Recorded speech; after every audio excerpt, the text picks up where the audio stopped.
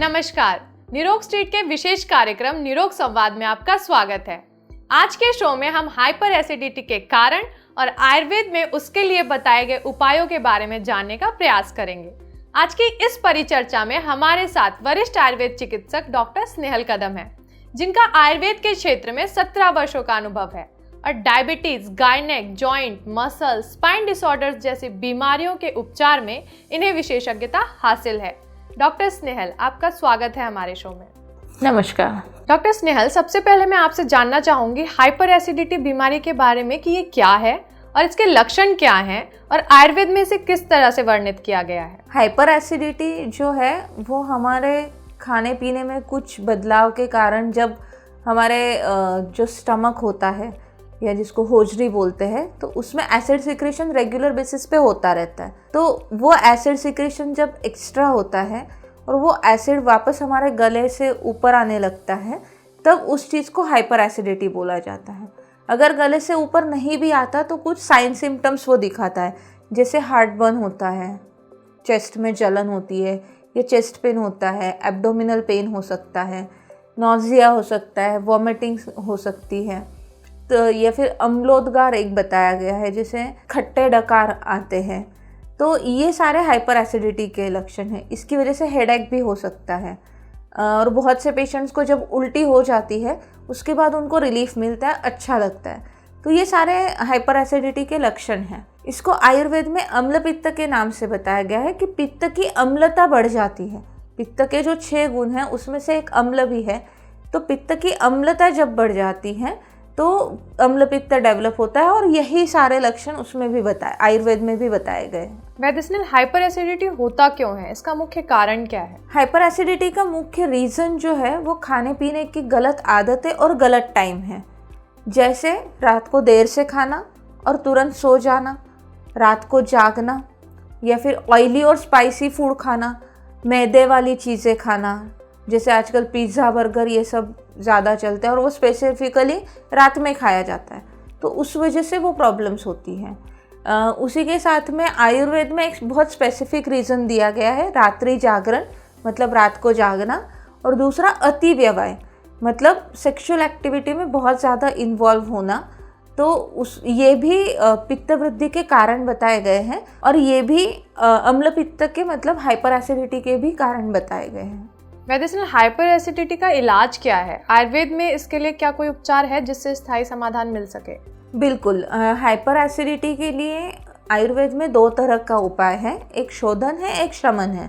तो शोधन में जो पंचकर्म किया जाता है वो स्पेसिफिकली वमन चिकित्सा की जाती है।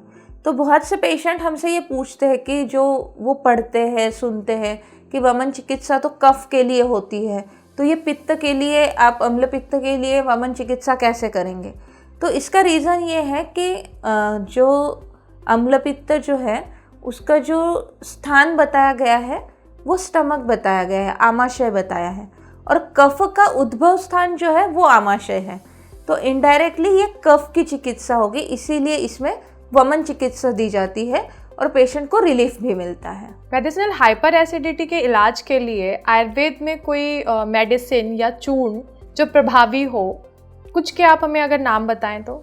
बिल्कुल, हाइपर एसिडिटी के लिए जो चूर्ण यूज़ किए जाते हैं उसमें है अविपत्तिकर चूर्ण या फिर स्वादिष्ट विरेचन चूर्ण भी यूज़ किया जाता है। जब कॉन्स्टिपेशन होता है तभी भी हाइपर एसिडिटी की प्रॉब्लम होने के चांसेस होते हैं। तो स्वादिष्ट विरेचन चूर्ण और अविपत्तिकर चूर्ण जो है वो एसिड को भी कम करता है, पित्त का भी शमन करता है और उसके साथ में वो वातानुलोमक भी है, तो कॉन्स्टिपेशन में भी वो रिलीफ कर देता है। उसी के साथ में धूत पापेश्वर का अम्ल पित्त मिश्रण है या फिर बैद्यनाथ का आम्ल की रसायन चूर्ण है।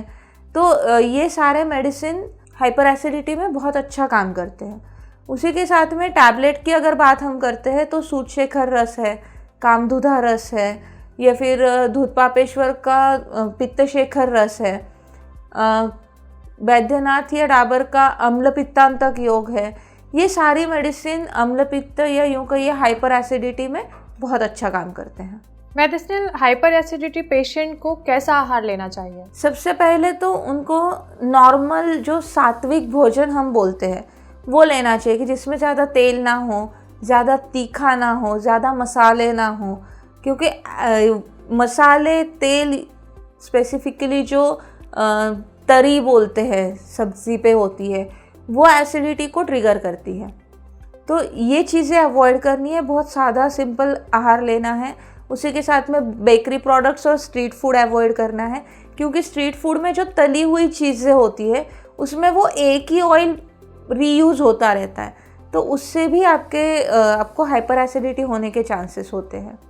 उसी के साथ कुछ लोगों को बहुत ज़्यादा तीखा खाने की आदत होती है, तो वो तीखा खाना भी अवॉइड करना पड़ेगा।